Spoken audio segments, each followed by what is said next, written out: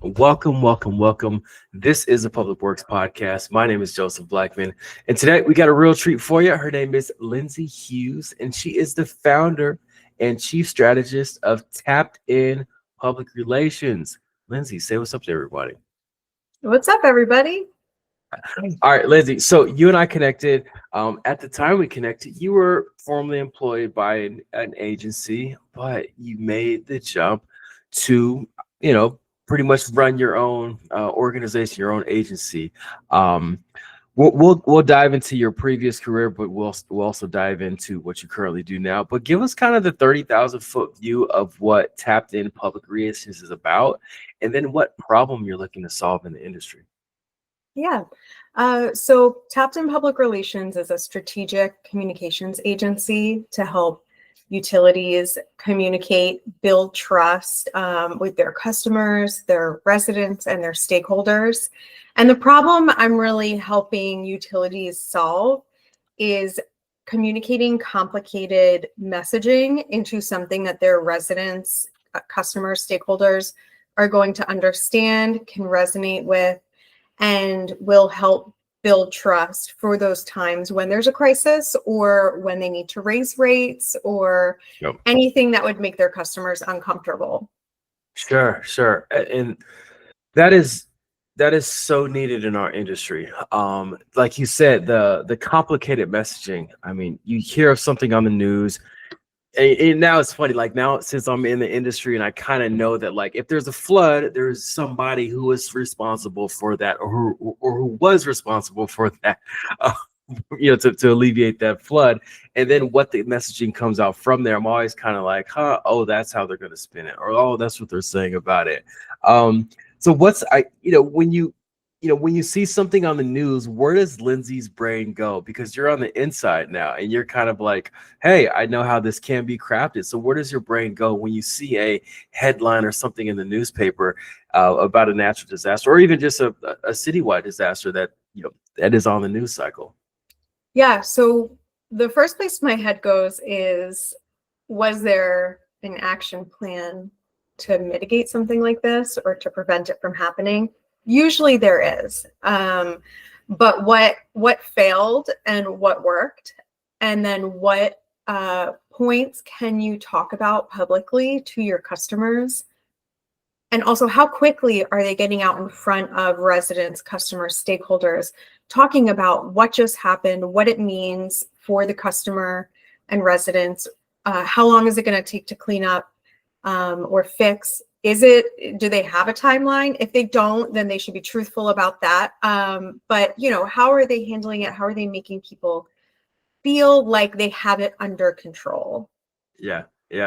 That's a great question. Because we've seen it time and time again. A natural disaster or something will happen, and they have this message that comes out 18 seconds after the issue, and it's like, this doesn't seem organic. This seems canned. You just pulled this from the files of, like, hey, say this if this happens. So what is too fast, and then what is too slow for communicating with the public? I guess it really depends on the situation. It's always great to have a crisis communications plan ready to go for a situation, especially an emergency.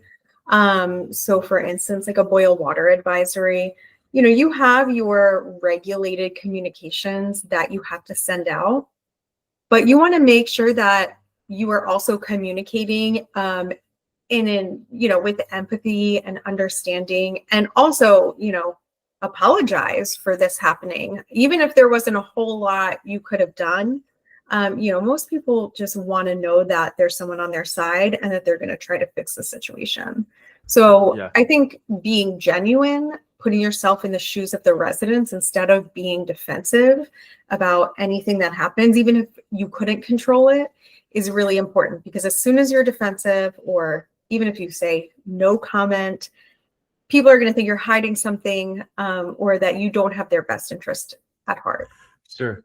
That apology kind of, I don't know, sometimes it can, rub me the wrong way, because I feel like if you're apologizing, that means there was some type of neglect or contempt, or, there was something on your end that you messed up, and that's why you're apologizing. Sometimes I'd be okay with you said, hey, this is what happened. and here's what we're going to do to fix it, versus the apology. Because let's be honest, when you start looking at the Facebook posts and so and so group on Facebook or Instagram, and they start spinning these I would say these side conversations about the event, it never ends well. It's always a race to the bottom in regards to what they're saying. So it's interesting. I'm okay with a non-apology sometimes, but what would you say would be the best practice to know when you should apologize, and then maybe when to say, "Hey, we're in this together. It's not me versus you, or me hurting you. It's like, hey, let's get this done together." Yeah. Well, in many cases with a crisis, you have to take accountability for what happened. So you have to take accountability for your role, whether that was something you could control or not. So you want to address what happened. You want to take accountability for what you could have done. And then you want to, like you said, talk about what are the next steps. And we're going to let people know. We're going to update you every 3 hours on what's going on. And this is how we're going to communicate with you. We're going to text you. We're going to be on the news or hold a press conference. We're going to email you, whatever your means of communications are. And if you don't have those means of communication with your customers, you should really look into having that set up before a crisis strikes, because really we're all just one moment away from a disaster happening. So the more prepared you are, the more you can get out in front of it, the more you can take accountability and also keep people updated on what you're doing, the more they're going to trust you. Yeah, they're not going to be happy with you, but that doesn't mean they won't trust that you're going to do the right thing. Yeah. Yeah. Is there ever an instance where you can provide too much information? Yeah, there's definitely situations where you could provide too much information if you, like you said, one's too early to kind of come out and give information. Well, if you aren't 100% sure of what happened, don't come out and say, this is what happened. So, let people know that you're looking into it and you will have an update for them. Don't try to make people happy and make up an answer, because that's not going to gain trust. And then they find out that was false. They're not going to trust you again after that. Yeah. So you want to make sure it's accurate. If you don't know, just say you will find out and let everybody know as soon as you know. Yeah. Yeah. This is good stuff already. We're going to dive a little bit deeper in a little bit, but I want Lindsay to kind of let everybody know what makes what makes up Lindsay, like where your career path led you from, I guess, high school all the way up until today, just so they have some context of where you're coming from. Sure. Well, I went to Temple University in Philadelphia. I majored in public relations, and right out of college, I did some contract work at a PR agency for tech companies. And then I made my way into nonprofit. So I worked at one of the largest hunger relief nonprofits in Philadelphia, doing PR for them. So hunger relief is hard work, but doing the PR for a mission, the organization was Phil Abundance, doing PR for the mission of Phil Abundance was easy in a way. People wanted to cover the issue. They wanted to figure out ways to help. Sports teams wanted to get involved because it was food related. Chefs wanted to get involved. So we had events, fundraising events all the time. Press was coming to us asking if they could film in our warehouse for those feel good stories. So we had media in our location all the time. And then I had a really long commute to that job. So after a few years, I knew I needed to get a job closer to home. So I just happened to stumble into the water business. And once I ended up at the Water Authority, I was doing some community outreach and public relations. So when I say public relations, I mean messaging and media relations, but we did not have a social media presence at the time. I believe there was a LinkedIn, but it was not updated. So I launched a social media presence on Facebook. I grew the department, so we were going out to more events, participating in more community activities, doing more presentations, finding different ways to reach out to our customers and stakeholders to really build up that trust. And I'm proud to say that as a water authority, we, that organization can post on Facebook and not get 10 negative comments just because we posted something. Most comments are good, interactions are good, and they're positive.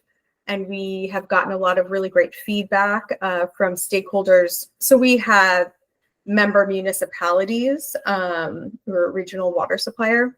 So, the managers of those municipalities would talk to us about, how great our Facebook page was, how well we were communicating with customers, how customers knew where to find us. And that makes their job a little bit easier because they're usually the first people that customers call when they're unhappy with anything. So knowing that they could send them to our website and our social media to get information was really helpful for them. Yeah. What would you say is the most efficient way to get the word out? And you talked about Facebook, Instagram, LinkedIn. I mean, a natural disaster happens, or even just a utility disaster happens. Yeah. Where does Lindsay go? Okay, here's the buttons we need to push. Here's the threads that we need to get going. And then also, are you crafting different messages like for each different platform? Like, is there a flyer that looks more empathetic on, let's say, Twitter or Facebook versus something that looks a little bit more matter of fact on LinkedIn? So talk us through kind of the best way to get the word out, and then how somebody can navigate all these different channels to get their better impact. Sure. So one of the reasons why I left the Water Authority to start my own communications agency is because I saw a need. There's a huge gap in utilities building that trust through communication with their customers and stakeholders. So yes, each outlet needs a different format. So Facebook, photos are great, but Facebook is definitely more informal. Most people are connected with their family and their friends. So it's more of a light, informal type of platform. LinkedIn is going to be more business focused. It could be a little bit more text heavy to give more background information with, say, a photo. I know everyone's kind of leaning more towards video right now. Instagram is very video heavy and with reels and also stories. But that is typically visual. So you're going to do photos or video and then just a little bit of content. You're not going to be putting a ton of text in those. So yes, each outlet requires a different way to communicate. And X, formerly Twitter, is usually a photo and however 146 characters, I believe it is, of text. So everything will be a little bit different for the audience that's consuming it. And the same goes for how you communicate and how you reach all of your customers or residents or stakeholders. When we had an issue at the Water Authority, let's say some bad press about a contaminant, we would send an email to board members and to municipal managers, and then we would post a statement on our website. So when customers went to our website, they could read that. We would post a form of that onto Facebook and LinkedIn as well. And then if we needed to, we would reach out to media. That email you sent to board members and managers, what's that? And then is that different than what you would send to the community or the verbiage you would post on like LinkedIn or Facebook? Yeah, so for board members and municipal managers, we would give them a rundown of here's what we're seeing, and this is our response and explanation to what the messages that we're getting, the questions we're getting, the news article that we read, that kind of thing. We're letting them know this is what happened. We're getting calls about this, or we're getting there's conversations in the Facebook groups about this situation.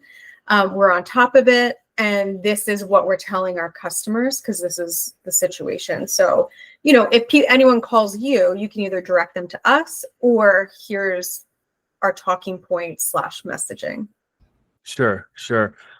How often is there, or if there's not, you could let me know, but the coaching or helping the managers, those with the boots on the ground, even those in the orange vests, they might be out in the community rectifying said disaster, and they're going to get a question. There's going to be a news camera in their face, or but some looky-loo or some bystander saying, "Hey, what are you guys doing? When are you guys going to have this fixed?"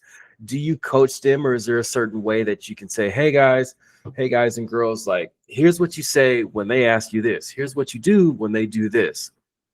Yeah, so ideally, you will have messaging for your customer service staff who get the phone calls in. So whether that's through an FAQ or Q&A or however you need to set it up to make it easier for the people answering the phones, you want to provide them with that information and be available to answer questions.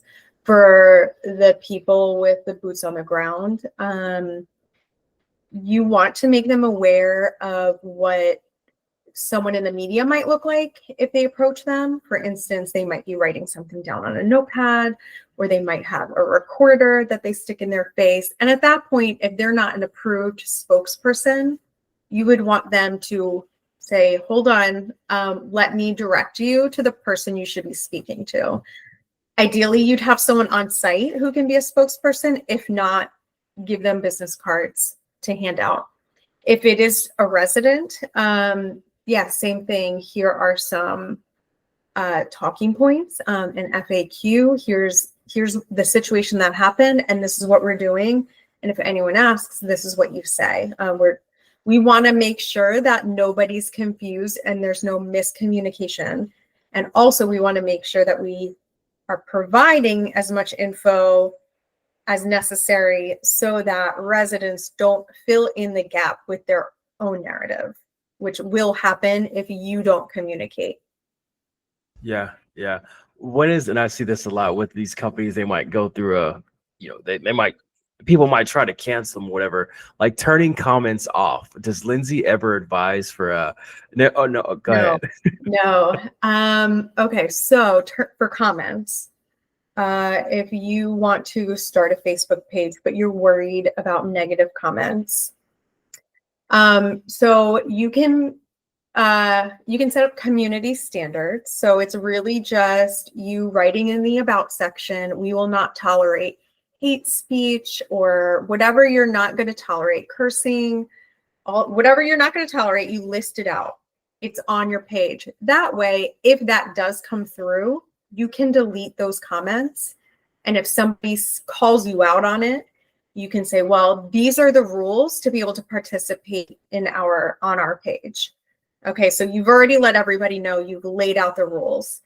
If somebody's commenting just something negative about how you're working or what you're doing, it's a really great educational opportunity to say, hey, wait a minute, look, this might look wrong to you or it might not make sense, but based on the training and the experience of our operations crew, this is a best practice based on AWWA standards, whatever it is, where this is a best practice based on our extensive experience in the community over the last 60 years, something like that. And usually they'll back off, and we treat it as an educational opportunity because most people don't know how water gets to your tap or what happens to the wastewater that gets flushed down the toilet, or, people just don't understand.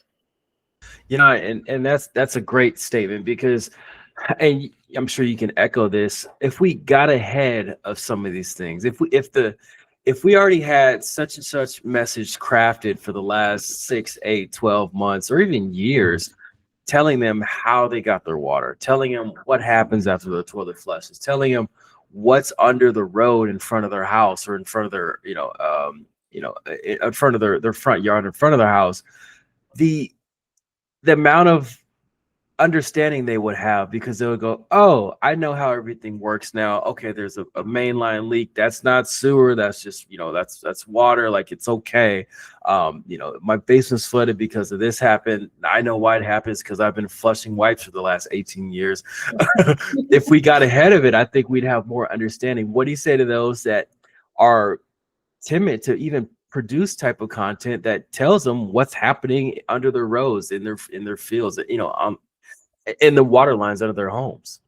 Yeah, so this is really tough because especially water and sewer has really been a silent service. They haven't needed to communicate. There's no like competition. So why do you need to communicate? We're not selling anything to customers that have a choice, but it's really about the trust and the understanding. So, and also, a huge topic right now, there's two huge topics in these industries. It's the silver tsunami of the older generation retiring and not having enough people to hire into those roles, and also aging infrastructure. And infrastructure is very expensive. And when you are working on a project to build a new tank or to build a transmission main, and you have a community meeting about it, or a zoning board hearing, or whatever, and you have people coming out opposing this infrastructure project, it could push your project back and ultimately cost you money. And right now with inflation, every day counts. So it's important. We can no longer be silent. And it's just not the way the world works anymore. With everybody's on social media, information flies so quickly. There's just no need to sit back and let people talk about you when you actually have a story to tell. And it also doesn't help morale of your employees especially if you work for a water authority or a water district, and you're the one that's out there fixing the hydrants and renewing fixing mains and renewing services, and you hear people saying, oh, I don't trust the water. Or if you work in the lab and you're the one testing the water all the time and it meets all the standards, I only drink bottled water. That can't feel great, So most city tap water is safe to drink. There are areas where it's not, but for the most part, it's safe to drink. And the bottled water industry has really gotten a hold on the messaging there and making people trust bottled water over tap water, which bottled water is usually just tap water that's run through a Brita filter. So, right. I love it. The U.S. has been hot, whether it's red versus blue, whatever political ideological side of the aisle you're on. What do you say to those, whether they're large municipalities, large agencies, or even small, why they should stay away from those types of that commentary, or even dive into it and lean into it? I saw it in the on the faith-based side, how many churches I would say lost faith or lost some type of membership because they didn't speak on certain happenings in the US, or they didn't talk about certain things that were happening on Capitol Hill or wherever. What do you say to those who are thinking they should join the fight and speak about it, or stay on the sideline and just let it kind of do what it does? That's an interesting question. And I was actually just listening to a PR podcast the other night, where the co-hosts were talking about how you don't, as a brand, so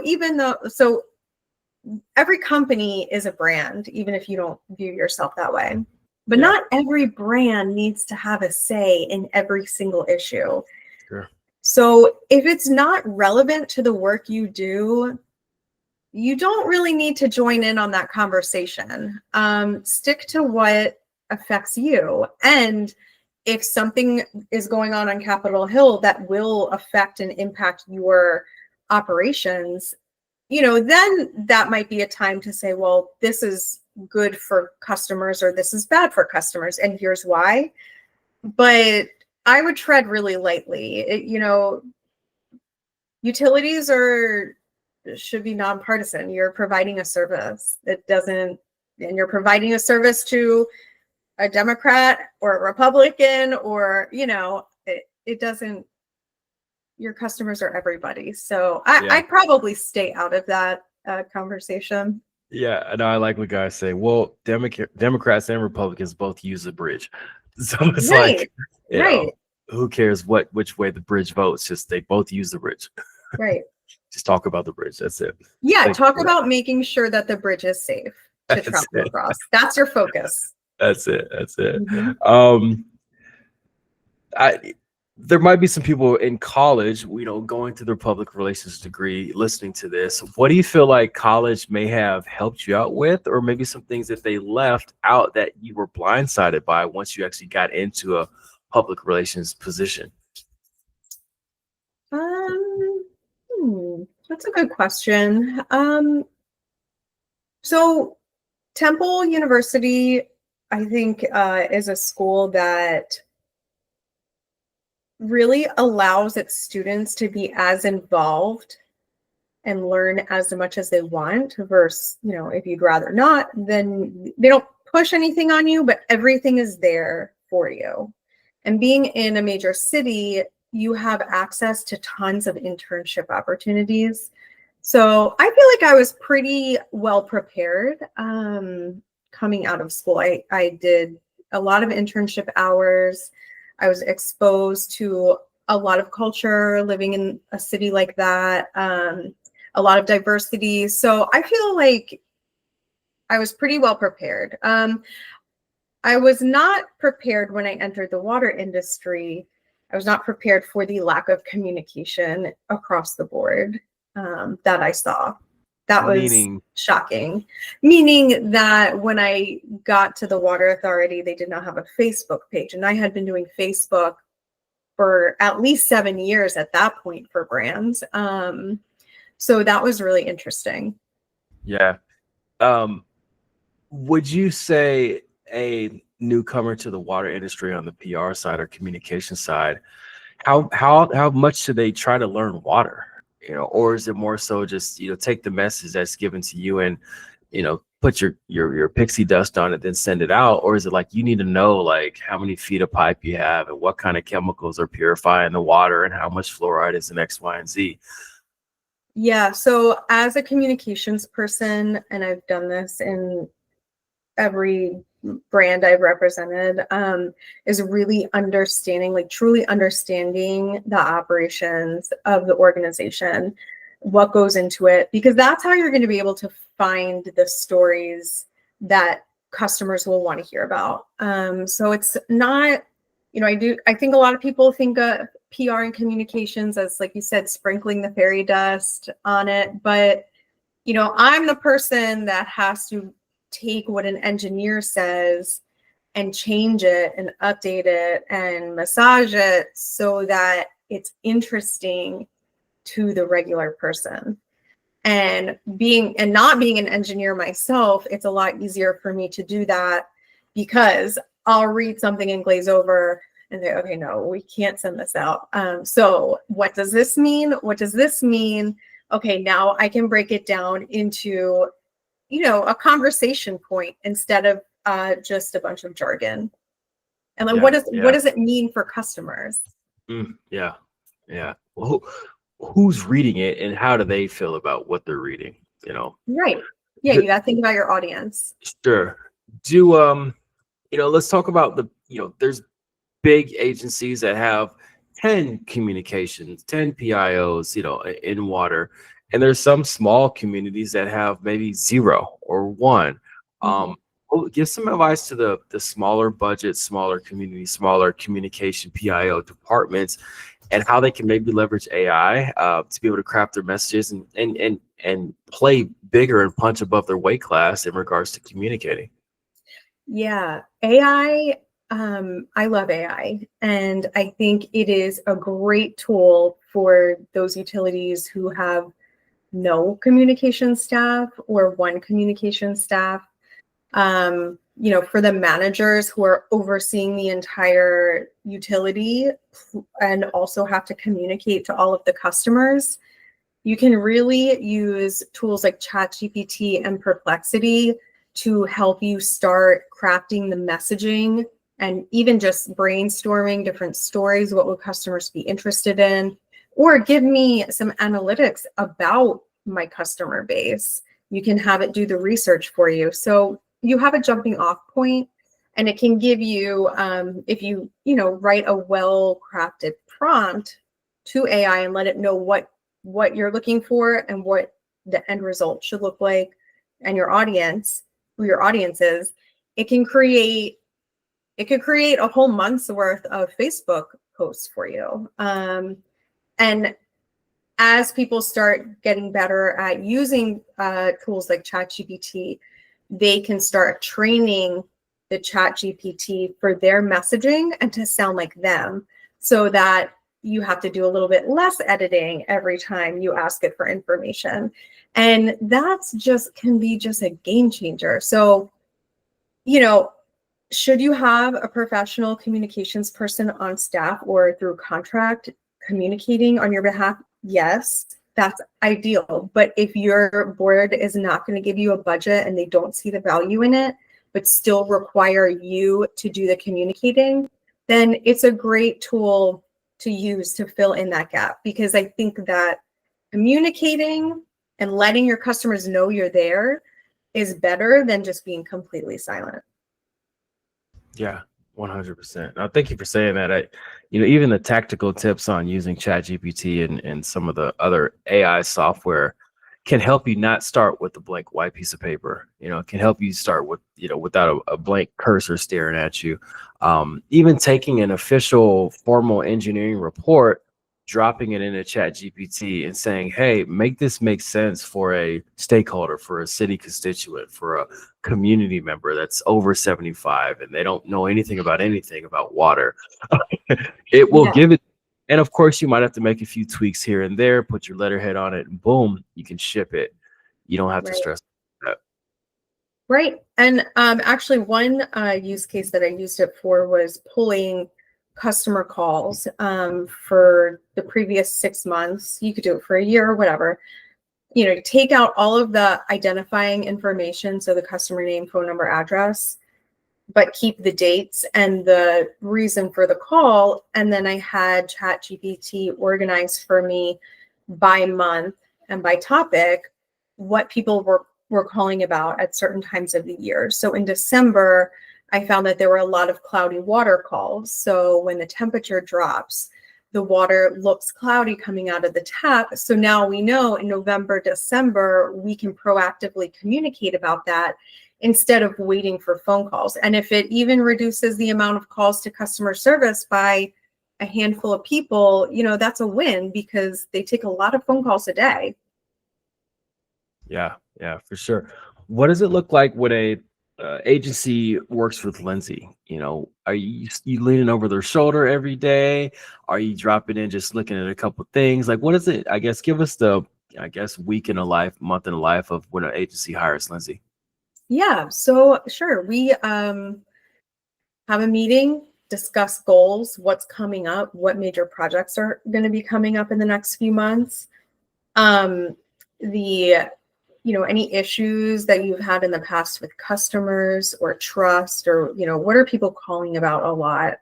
And then obviously I do research too in the press to see if there's anything, any stories written about an agency.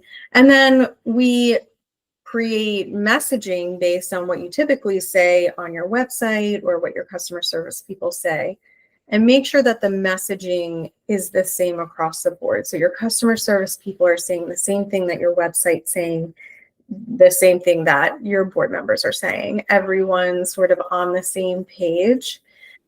And it's being said in a way that customers will understand. And then, there's an audit done on social media if you have one. And then we come up with a strategic plan on how to build communication and trust with customers, whether that's through social media messaging by creating posts that the utility can posts on their social media, creating opportunities for an executive director to be seen as a thought leader. That's a very important right now, because if the CEO is trusted, then the company is trusted. So that's something that can be worked on.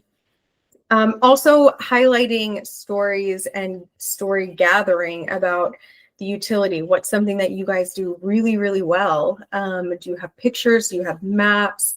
What can we basically brag about to the community? And then, there's usually flushing or CCR. You have your regular reports that need to go out. So the communication around that, because you want everything to look the same. People have to see things so many times before they start to recognize it's you or start to recognize the message. You're so correct. And I want to labor on that a little bit. Like, if, I hate to say it, but Canva, everyone knows Canva. Yep. If you created your own theme, your own like identity, brand identity with the same colors, the same letterhead, like over time, the messages that you put out, since they all look the same and look uniform and kind of rhyme, they have a rhythm, you'll be surprised how many more people will open your emails, will look at your flyers and know that you are communicating with them, instead of every different message that they get. They're like, who's this from again? Oh, what? Right. Oh, it looks different than last. Like, your Halloween and Christmas flyer should still kind of rhyme, to be honest. Like, even though one's orange and black and one is green and red, they still should kind of rhyme. Yep. Sorry. Yep. Yeah. No, you need to have your like boilerplate language that reiterates your commitment to the community and providing the best service possible while trying to keep rates low. Even if they seem high, you're still trying to keep them as low as possible, for the most part. So yeah. Let's chat ideal customers or clients for you. I've seen this on my end. A PIO, they might think you're coming in and stepping on their toes or doing their job for them. What do you say to them to say, hey, I'm here to supplement. I'm just here to help out. I'm here to just be an extra tool in your tool belt. And then also to those who don't have any resemblance of a communications team or a PIO, what do you say to them that you can come in and get them head in the right direction? Yeah. Okay. So communications, and also what I've seen, in this industry, is that most people view communications as doing, the PR person, the communications person, the PIO, doing everything, whether that's web development, design, graphics, press, messaging, social media. The list goes on. Trade shows and standing behind a table. Yeah. Yeah. Right. Education, flyers, brochures, whatever.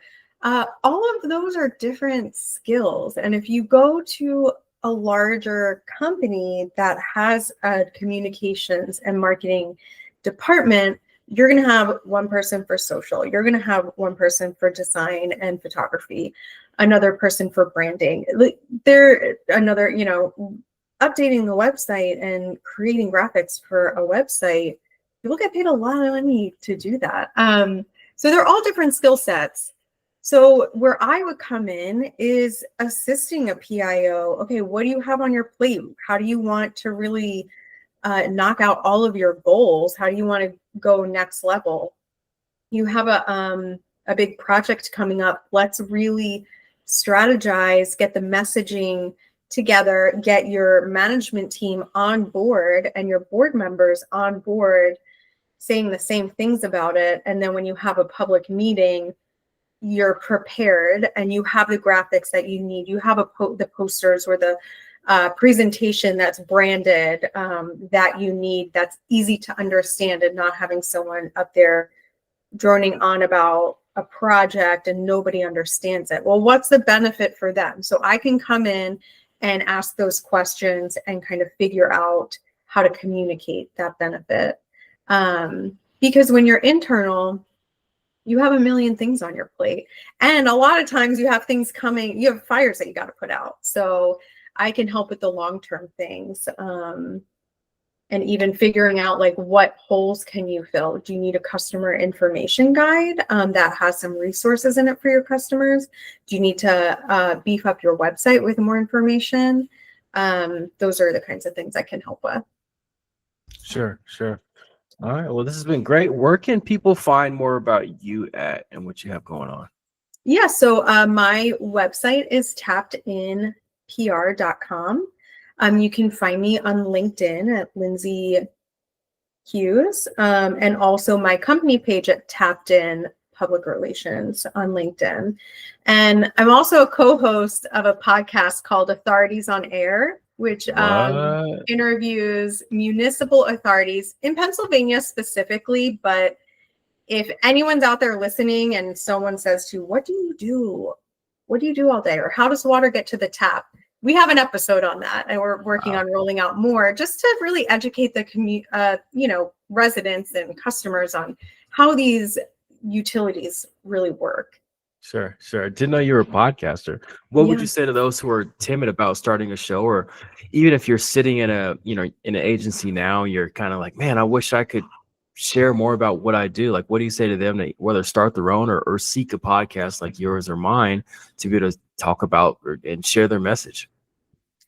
Yeah, well, I think doing a quick search on Google, you can find any kind of podcast topic you want, and then find email contact to essentially pitch your story idea. So that's also what PR is you have a story and something that's newsworthy or worthy of hearing to your audience, and then you want to pitch outlets to try to get them to cover your story. So you could pitch a podcast like the Public Works podcast or the Municipal Authorities on air podcast.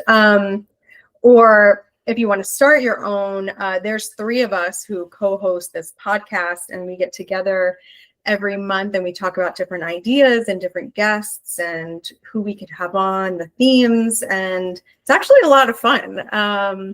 And there's so many ideas and so many different topics to cover. So I don't think we'll ever run out of guests to have on. Sure. You probably feel the same way. Yeah. But I'll keep an eye out for my invite from you guys. So Okay. Lindsay, what do you feel like we didn't cover? What should I have asked you that I didn't? I feel like we covered a lot. I think, communications at the end of the day, trust is huge. It can impact not only the morale of your employees, but it can impact your bottom line if you have projects delayed because people aren't buying in and they're not trusting what you're saying. And that it's not that difficult to earn the trust if you're consistent with it. It's very easy to lose trust, that's for sure. But if you're consistent, and it doesn't have to be anything profound, you are just sharing who you are, what you do, and why your residents, customers, stakeholders should care. For sure.